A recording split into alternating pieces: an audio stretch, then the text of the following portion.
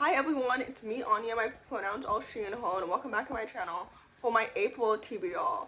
April is one of those months where I always have a shorter TBR than March or May, but then sometimes I read more than I do in March or May. In this April, I don't know what to expect. But anyway, the first book on this list is called When You're Brave Enough. This book comes out April 7th, and it's a middle-aged contemporary following a sapphic Jewish main character. And frankly, I don't remember the synopsis of this book. I really don't. I think maybe her bat mitzvah is coming up. Perhaps she doesn't know yet that she's queer. I don't know. And frankly, I don't really care, because when I first heard about this book, it was marketed for fans of Jake Maya Arlo, and that's all I need to know, because I love Jake's books, which makes me think that I'm going to love this book too. I think that Jake also has already read it and rated it really high, so that even amplifies my expectations for this book. It better be everything that I'm expecting it to be, frankly. Anyway, for those who don't know, like I mentioned, this book comes out April 7th, and I'm so excited to read it. The next book on this list is called The Delta Codex. This book is a middle-grade science fiction that comes out April 14th and follows a young main character who basically has a subconscious that contains ancient knowledge, because all of the children in this world are called codexes, I think, and basically they all contain fragments of ancient knowledge stored in their brain, and they don't speak until it's time for that knowledge to be spread. But then when the main character chooses to use her voice to save somebody, she starts to question everything that she's ever been taught, which is one of my favorite tropes that exists in science fiction and fantasy. And I've read multiple books before by this author, I believe, and her books historically have been so underrated and so good. So with that said, I have really high expectations for this book. I'm so excited to read it and find out what's going on. So anyway, with that said, this book comes out April 14th, and I'm so excited to read it. The next book on this list also comes out April 14th, and it's called Rialto.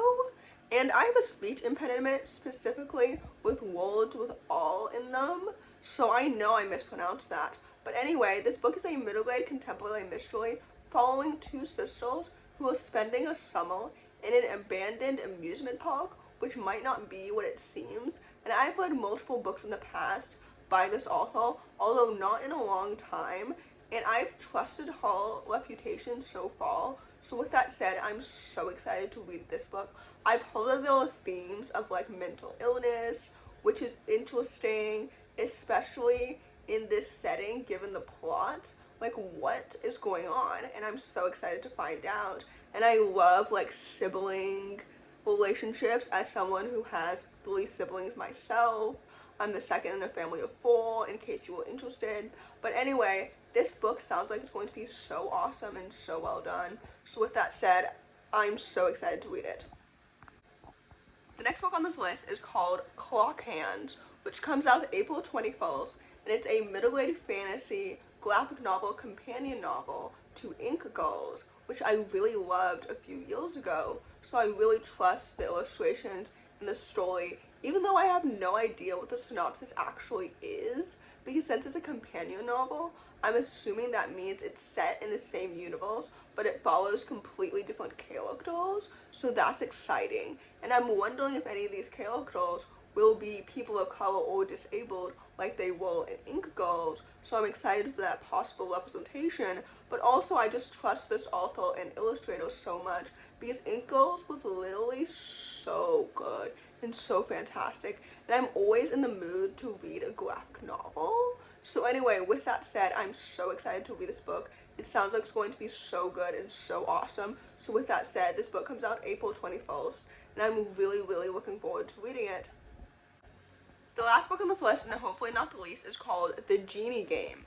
This book is a middle-grade fantasy that follows a young black main character who gets whisked away and invited into this magical competition game, and I believe the prize is that she gets to find her missing sister, which is a very interesting concept, and I'm so excited to read this book. It comes out April 21st, and I'm so excited to read it based on the author's reputation. For those who don't know, this author previously wrote the Ray Bale duology, which I loved in 2020 and 2021. I believe I rated the first book 4 stars and the second book 5 stars, and this book, like, sounds like it's going to be so good and so fantastic. I love reading middle grade, obviously, as we all know, since the majority of the books on this list are all middle grade, and I'm so excited to find out what happens in this, like, magical competition book.